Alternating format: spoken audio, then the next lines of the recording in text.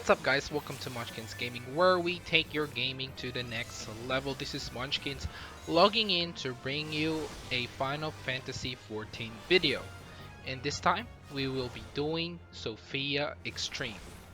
This video is a little bit late. I wanted to release our first clear video, but I just didn't have the time to actually do a voiceover for tips and such. So I decided that this video will pretty much be the monk's perspective for SOPHIA Extreme. So I will be telling you guys all the stuff that I've experienced, and so you can improve on your DPS as a monk. SOPHIA Extreme is separated by three main phases. The first phase starts as soon as you pull. I usually use my shoulder tackle on the pull and use my opener. You don't have to use shoulder tackle straight away if you don't have a scholar in your team, which I will explain on this first mechanic. The first mechanic involves you should be going to where basically the big base is in order for you not to get pushed out of the arena. But this can be avoided with a scholar using their shields and deployment tactics.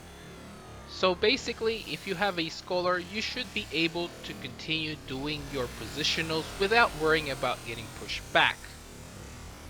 Once this mechanic is done, the next mechanic basically involves you following where the tank goes. This mechanic is basically Thunder 3, which means you have to go inside the boss and of course making sure where the safe area is. Usually I would just follow the tank because this way I can keep DPSing until of course she uses her execute skill. Basically she will use all the different kinds of skills she uses. It could be Thunder 2, 3 or Arrow 3. Once this is finished, the second phase will start with the add phase. The add phase have their own special ability.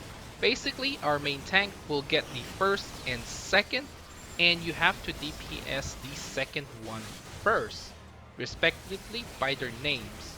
I always use my Elixir Field and Howling Fist straight away in order to damage both of this add. You do have to watch out though. For the first add, the first by its name has a parry ability. The third has the big AoE splash damage unless you are behind him. And of course, the second one has the look away mechanic. For the second one, if you're looking away, make sure you charge up your chakra before you can keep DPSing. For the first, you have to watch out for the parry ability. Make sure you don't use your AoEs when that happens. For the third one, basically just be behind him when he uses his ability. And after all that DPSing, we start on the third phase.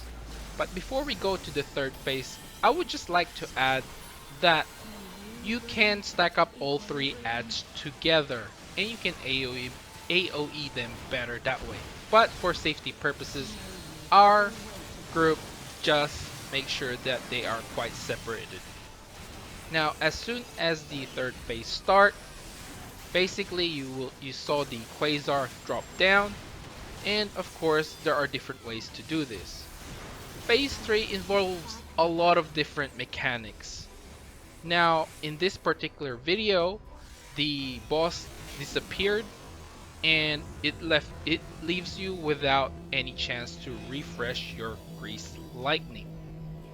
If this happens, don't worry about it because you should have perfect balance as soon as she disappears and reappears. And then you can keep going with the same opener.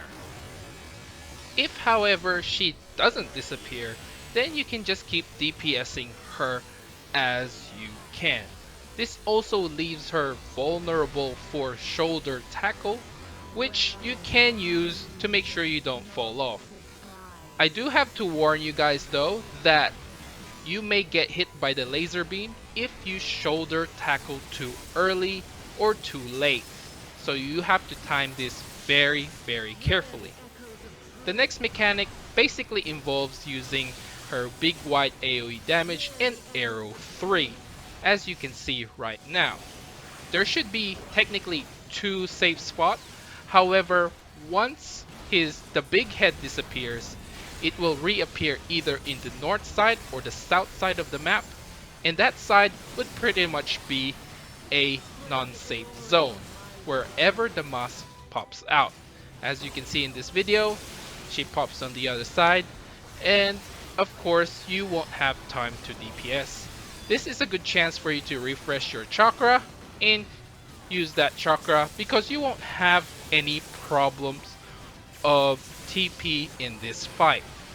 After that mechanic, basically she will keep repeating the same meteor mechanic, which you have to know where to go. And of course, like I said earlier, there are phases that you will end up skipping. This means it's very hard for me to actually go by all the different mechanics because we never actually, got there one by one. Sometimes we do skip a mechanic depending on the DPS. So my advice for you is you should know what to expect and when to expect the different mechanics. Basically for all of this, it will just keep repeating until later on, which is what I think the final phase is. So I will go ahead and fast forward to the next mechanic, which is the second to last one, and then I will go through the final phase.